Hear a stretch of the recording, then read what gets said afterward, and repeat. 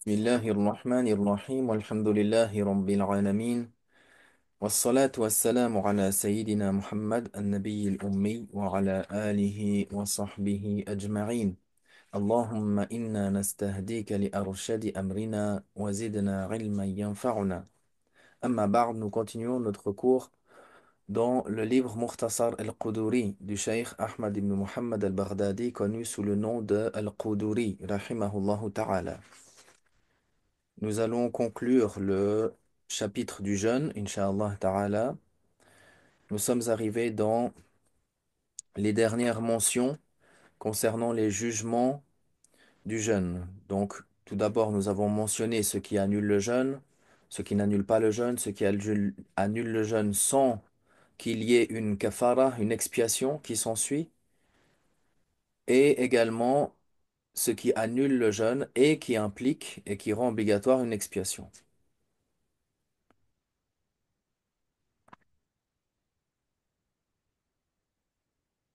Non.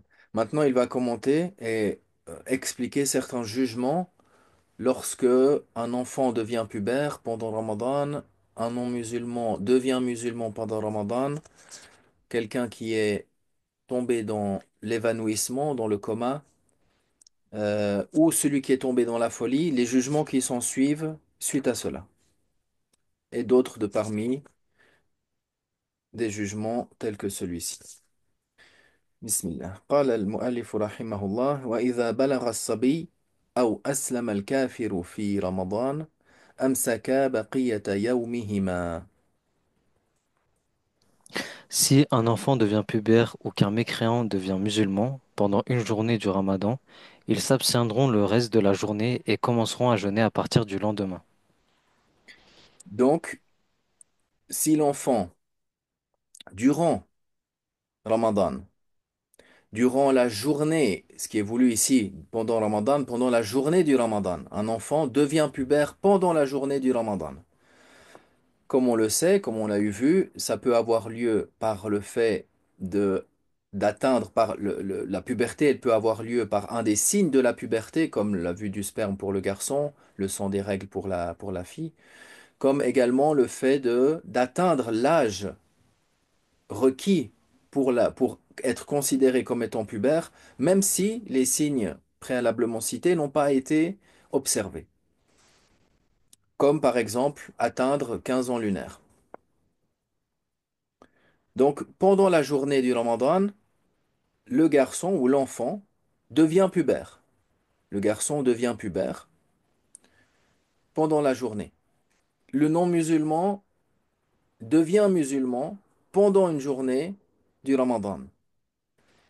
Alors, il leur incombe obligatoirement, ils s'abstiendront, c'est-à-dire obligatoirement, du reste de la journée. C'est-à-dire qu'ils s'abstiendront des choses qui annulent le jeûne. Et ils rattraperont وَصَامَ بَعْدَهُ وَلَمْ يَقْضِيَهَا. Ils n'auront pas à ولم rattraper ce jour. نعم ولم يقضي ما مضى نعم ولم يقضي ما مضى. Ils n'auront pas à rattraper ce jour en question ni les jours précédents. Voilà. Donc, ce cas de figure-là, si le garçon, il devient pubère pendant la journée du Ramadan, ou le non-musulman devient musulman pendant la journée du Ramadan, donc ce jour-là, ils s'abstiennent des choses qui annulent le jeûne. Ils jeûneront les jours suivants, mais ils ne devront pas rattraper ce jour-là, ni non plus les jours qui ont précédé, si par exemple la personne ou le garçon, la personne est devenue musulmane ou le garçon est devenu pubère pendant le Ramadan et que déjà 10 jours se sont écoulés du Ramadan. Alors ils n'auront pas à rattraper les jours qui ont précédé. ومن أغمي عليه في رمضان لم يقض اليوم الذي حدث فيه الإغماء وقضى ما بعده. Celui qui s'évanouit pendant le Ramadan ne rattrapera pas le jour où il s'est évanoui, mais devra rattraper les jours suivants manqués. Voilà, celui qui, de la même chose, qui est tombé dans le coma ou l'évanouissement pendant la journée de Ramadan, alors il ne rattrapera pas ce jour-là, durant lequel cet évanouissement s'est produit. Non. Pourquoi? Parce que dans ce cas de figure, lui, il a commencé le jour de Ramadan, c'est-à-dire il a commencé et il a eu l'intention de jeûner Ramadan. Et il a été éveillé pendant une partie pendant une partie de cette journée. Donc ce jour-là, il n'aura pas à le rattraper. Mais il rattrapera les jours suivants, c'est-à-dire s'il est resté 4 ou 5 jours dans le coma ou dans l'évanouissement, alors les jours qui suivent, cela, la totalité de la journée, il était dans l'évanouissement et forcément, par conséquent, il n'a pas eu l'intention de jeûner ces jours-là, il devra les rattraper. ثم قال وإذا أفاق المجنون في بعض رمضان قضى ما مضى منه. Si le fou retrouve la raison pendant le mois de Ramadan, il devra rattraper les jours manqués dans ce mois-ci. Non, c'est clair. Celui était, qui est tombé dans la folie et il a recouvré la raison. Il a recouvré la raison pendant le mois de Ramadan. Donc, lui, il devra rattraper les jours manqués de celui-ci. Non, car ici, la cause, c'est le mois, c'est-à-dire le mois de Ramadan. Et il a eu lieu, et il a lieu. Donc, et lui, il est concerné. Il est concerné dans le sens où il a à la base la responsabilité. Avant qu'il soit dans cet état-là, il était pubère, saint d'esprit. نعم. وإذا حاضت المرأة أفطرت وقضت. Lorsque la femme entre en état de menstru, elle ne jeûnera pas et devra rattraper. La femme qui entre dans une période de menstru, elle a le sang des règles qui apparaît, alors elle ne devra pas elle ne devra pas, elle va pas jeûner ce jour-là. Elle va rompre son jeûne, mais ce jour-là devra être rattrapé. Il ne lui est pas obligatoire dans ce cas de figure-là de, de s'abstenir de manger et de boire.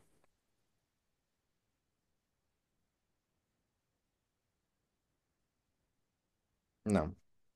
ثم قال نعم وإذا قدم المسافر أو طهرت الحائض في بعض النهار أمسك عن الطعام والشراب بقية يومهما. Lorsque le voyageur rentre ou que la femme en état de menstru se purifie pendant une journée du Ramadan, il devra s'abstenir obligatoirement de manger et boire le reste de la journée. Donc, si le voyageur, il devient maintenant résident pendant le jour de Ramadan, ou la femme qui a les règles, ses règles s'interrompent pendant le jour de Ramadan, alors ils devront s'abstenir pour le reste de la journée des, euh, de manger, de boire et des autres annulatifs du jeûne, c'est-à-dire pour le reste de la journée. Non. Dans l'école Hanafite, le jugement, il est ainsi. Du moment où la personne, il est rentré de voyage, pendant qu'il est voyageur, il a la permission de ne pas jeûner. Maintenant qu'il arrive chez lui, qu'il est résident, ou la femme, elle avait les règles et maintenant elle est en état de pureté, alors, pour le reste de la journée, la personne, ces deux cas de figure, s'abstiennent. Dans ces deux cas de figure, la personne s'abstient de manger et de boire et des autres choses. C'est-à-dire des autres choses qui sont parmi les annulatifs de la prière pour le restant de ce jour. ومن تسحر وهو يظن أن الفجر لم يطلع أو أفطر وهو يرى أن الشمس قد غربت ثم تبين أن الفجر كان طلع أو أن الشمس لم يغرب قضى ذلك اليوم ولا كفارة عليه. نعم. Celui qui prend le repas du suhoor alors qu'il pense que l'aube ne s'est pas encore levée ou qui rompt son jeûne en pensant que le soleil s'est couché, mais qu'il apparaît que l'aube était levée ou que le soleil n'était pas encore couché, il devra rattraper ce jour, mais n'aura pas à effectuer l'expiation. Donc ici, la personne, par erreur, il a mangé. Il fait le déjeuner nocturne, il fait le suhour en pensant qu'il est toujours dans la nuit, que le fajr n'est pas encore apparu. Et finalement, par la suite, il s'avère et il apparaît que le fajr était entré. Alors il devra rattraper ce jour. Bien sûr, le reste de la journée encore, il s'abstient de manger et de boire. Il devra rattraper ce jour, mais il n'a pas de kafara, il n'a pas d'expiation.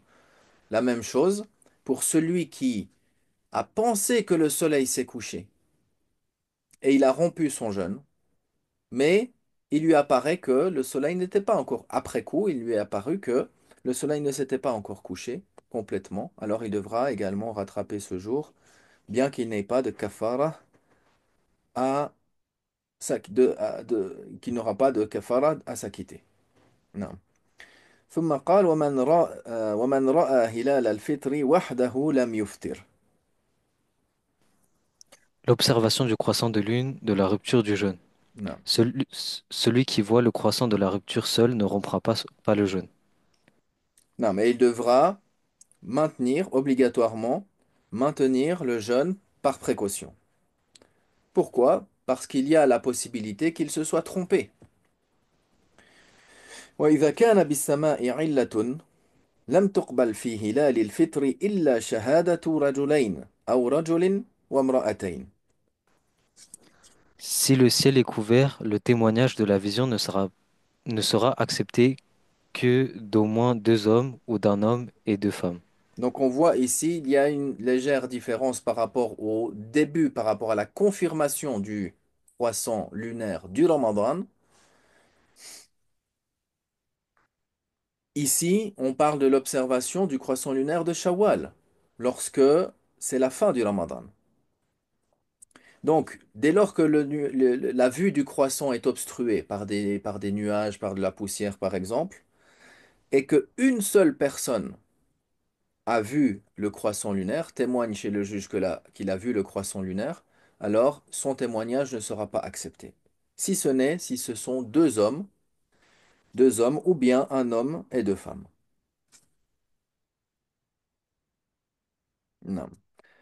وإذا لم يكن بالسماء علة لم تقبل إلا شهادة جميع كثير يقع العلم بخبرهم. Si le ciel est dégagé, le témoignage ne sera pas accepté tant que n'aura pas vu le croissant un nombre de personnes suffisant pour la véracité de la vision.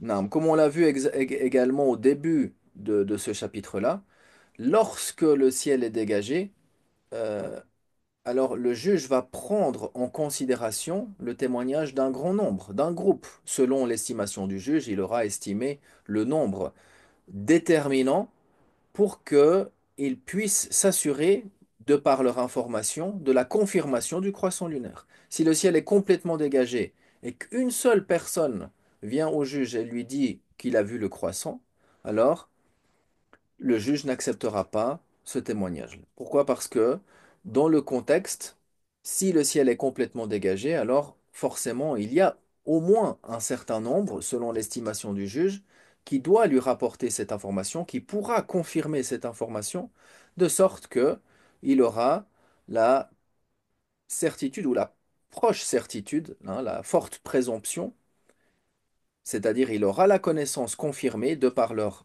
indication, de par leurs nouvelles, que que le croissant de Shawwal a été observé et par la suite il ordonnera que le lendemain, c'est le premier de Shawwal et donc le jour d'El-Fitr. ثم قال باب الاعتكاف, puis il mentionne le chapitre de l'i'tikaf, de la retraite spirituelle. Nous le mentionnerons dans le prochain cours. بإذن الله تعالى والحمد لله رب العالمين وصلى الله وسلم على سيدنا محمد وعلى آله وصحبه أجمعين.